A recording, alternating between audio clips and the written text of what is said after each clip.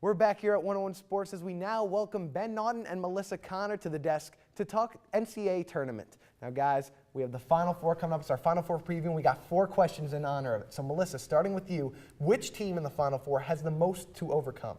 Well, they have had the most to overcome, and I think it's Louisville because they started off season pretty easily, but then they are playing a number 1 seed and a number 5 seed, and I'm really surprised they beat Michigan State. I was shocked by that. And their game against Florida, they were losing by a lot for a majority of the game. And then somehow they just came back and won. And I think they have overcome a lot, and they got to play Kentucky, and that's a lot to overcome because Kentucky is a powerhouse, and that's going to be I like that pick as a team. I'm going to go more down to the player level of this. Thomas Robinson, I don't know if you guys heard.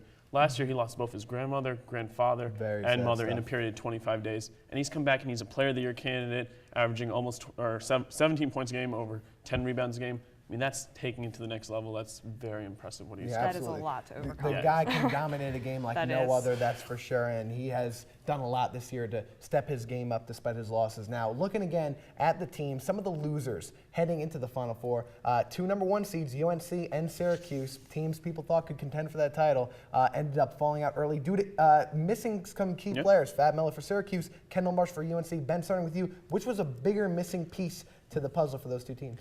Syracuse is known for their 2-3 defense, and Fab Melo is the key to that defense. And especially this year, when they've been a running offense this year. Melo has been coming down with the boards, getting it out to the wings, all that. He was, I think, a greater factor in their wins. I agree that Fab Melo is very important to Syracuse, and they almost did lose their very first game of the tournament, but they held in there throughout the tournament without him, and they did make it to the Sweet 16. UNC, as soon as they lost Marshall, lost the game. They couldn't hold it together without Marshall. I think they still held it together without Fab Melo, but UNC couldn't. Stillman White did put them in. They had possessions where they could have still either taken the lead. But I think that if they had Marshall, they would have won. Oh, sure. I'm not gonna argue with that. But I think as soon as they lost him, it set Syracuse much more of a deficit losing Fab Melo than Marshall.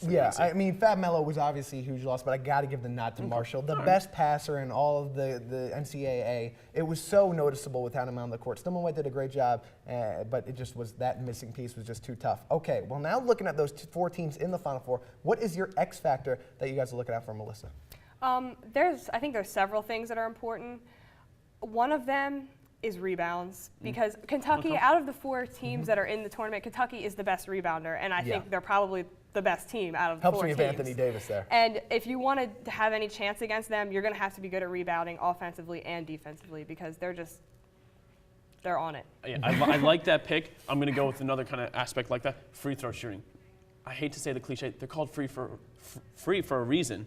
I can't even say it there. But out of the 4 teams, 3 of them shot, I want to say, almost half more free throws than the teams that they lost. I think if you want to avoid the game coming down to free throws, though, you got to be good at the rebounds. Okay, valid point. Both go hand in hand. They're absolutely essential keys for these teams to come away with the victories. But talking about it now, who do you guys, in one word, see as your national champion? I'm going to start with you, Ben. Who's going to take it all? Can I take 3 words? All right, take 3 words. Kentucky over Kansas. Kentucky's too strong. It's more than 3 words.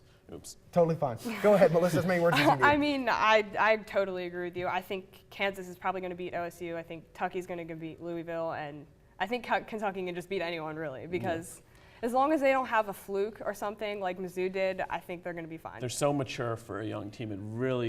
It's unlike any other team I've seen. They are very mature, and they play like a team that has more than just freshmen as their lead core. But excuse me for going with the upset, but I love what Kansas has been doing all tournament. I think Kansas can beat the Ohio State, and I think that Bill Self will steal another title from John Calipari, just like he did at Memphis a couple years ago. We'll see. Memphis had the more talented team, arguably, true. just like we have this year, but I think Kansas can pull it off. That would be interesting. I don't think anyone would really be expecting that. Yeah, that'd be a great game. We'll see what happens anyway. It's going to be fun.